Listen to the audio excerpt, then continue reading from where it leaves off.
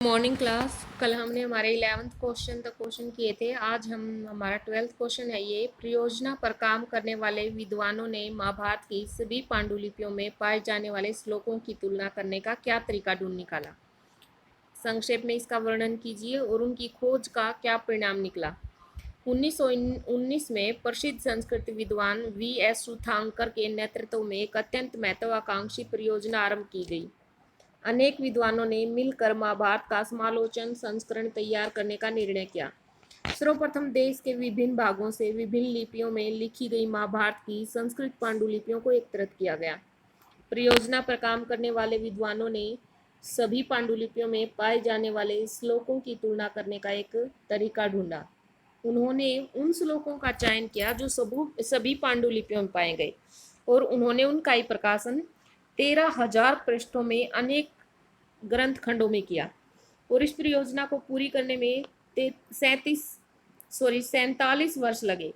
और इस पूरी प्रक्रिया में दो बातें विशेष रूप से सामने आई। पहली तो ये थी कि संस्कृत के पाठों में बहुत से अंशों में समानता थी और ये समानता समूचे उपमहाद्वीप में उत्तर में और कश्मीर और नेपाल से लेकर दक्षिण में केरल और तमिलनाडु तक सभी पांडुलिपियों में देखने में आई। दूसरी बात ये थी कि कई शताब्दियों के दौरान महाभारत के प्रेषण में हुए अनेक अक्षेत्रीय विभेद भी उभर कर सामने आए। इन विभेदों का संकलन मुख्य पाठ के फुटनोट्स और प्रीसिस्टों के रूप में किया गया और कुल 13,000 पृष्ठों में से आधे से भी अधिक पृष्ठों में इन्हीं विभेदों का ब्यौरा दिया गया। देखा जाए तो ये विभेद उन गूढ़ प्रक्रियाओं के प्रतीक हैं जिन्होंने प्रभावशाली परंपराओं और लचीले स्थानीय विचारों एवं आचरण के बीच संवाद के माध्यम से सामाजिक इतिहासों को रूप दिया था और ये संवाद विरोध तथा सहमति दोनों पर आधारित थे।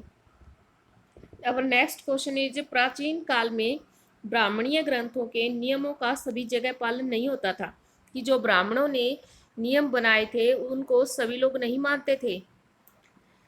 5 प्रमाण देकर इसकी पुष्टि कीजिए कि क्या सभी लोग इनको नहीं मानते थे। इन प्रमाणों का वर्णन कीजिए जो ये सुझाते हैं कि बंधुत्व और विवाह संबंधी ब्राह्मणीय नियमों का महाभारत के काल में सर्वत्र अनुसरण नहीं किया जाता था, कि सभी लोग उनको नहीं मानते थे।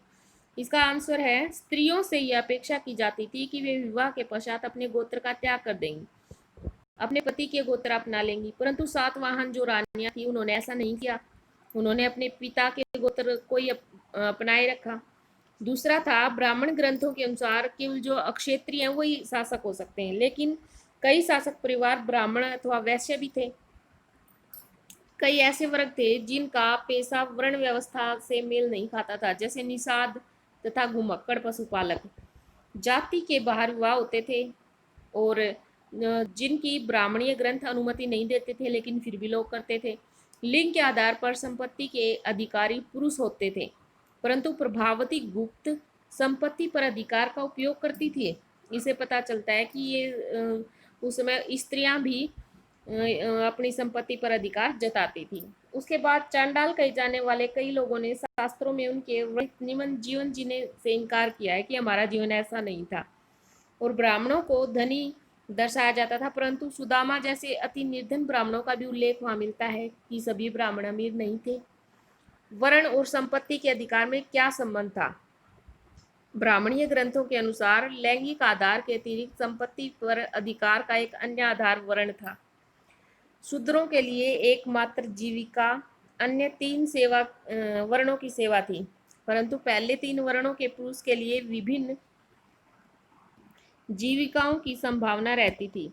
यदि इन सभी विधानों को वास्तव में कार्यान्वित किया जाता तो ब्राह्मण और अक्षत्रिय सबसे अधिक धनी हो जाते, और यह तथ्य कुछ सीमा तक सामाजिक वास्तविकता से भी मेल नहीं खाता। उदाहरण के लिए साहित्यिक परंपरा में जिन पुरोहितों और राजाओं का वर्णन मिलता है उनमें राजाओं को बहुत अधिक धनी बताया जाता है और पुरोहित और ब्राह्मण भी कुछ कम धनी नहीं थे, परंतु कहीं कहीं निर्धन ब्राह्मणों का भी उल्लेख मिलता है। नेक्स्ट क्वेश्चन है, वर्ण व्यवस्था की आलोचनाओं के क्या आधार थे? जिस समय समाज के ब्राह्मणीय दृष्टिकोण को धर्मसूत्रों और धर्मशास्त्रों में संहिताबद्ध किया जा रहा था, उस समय कुछ अन्य परंपराओं ने वर्ण व्यवस्था की आलोचना भी प्रस्तुत की। इनमें सबसे महत्वपूर्ण आलोचनाएं प्रारंभिक बौद्ध धर्म में विकसित हुई। बौद्धों ने इस बात को तो माना कि समाज में विषमता मौजूद थी, परंतु उनके अनुसार ये भेद प्राकृतिक नहीं थे। उन्होंने जन्म के आधार पर सामाजिक प्रतिष्ठा को भी अस्वीकार कर दिया। नेक्स्ट क्वेश्चन है, संपत्ति में भागीदारी से क्या अभिप्राय था? समाज में कुछ संपत्तिवान लोग प्रतिष्ठा के पात्र माने जाते थे, परंतु हमेशा ऐसा नहीं होता था। समाज में कुछ अन्य संभावनाएं भी थी। उदाहरण के लिए समाज में दानशील आदमी का सम्मान किया जाता था, जबकि कृपण, जो कंजूस होते थे, अथवा जो व्यक्ति केवल अपने लिए संपत्ति का संग्रह करता था, उनको घृणा का पात्र माना जाता था। प्राचीन तमिलकम एक ऐसा ही क्षेत्र था जहाँ इन आदर्शों को संजोया जाता था। इस क्षेत्र में 2000 वर्ष पहले अनेक सरदारियां थी।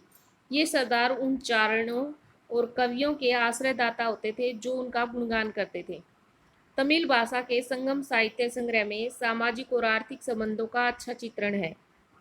यह संकेत करता है कि भले ही धनी और निर्धन के बीच विषमताएं थी, फिर भी धनी लोगों की से यह अपेक्षा की जाती थी कि वे अपने संसाधनों का उपयोग मिल बांट कर करेंगे।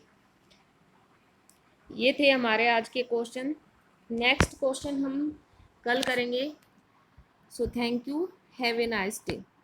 आप अपने नोट्स साथ साथ तैयार करते रहिएगा। जिस भी बच्चे ने नोट्स तैयार नहीं किए हैं वो आप चैनल पर जाकर पिछली जो पुरानी वीडियोस हैं वो सभी वीडियोस देख सकते हैं, वहाँ से अपने नोट्स तैयार कर लें। Thank you, have a nice day.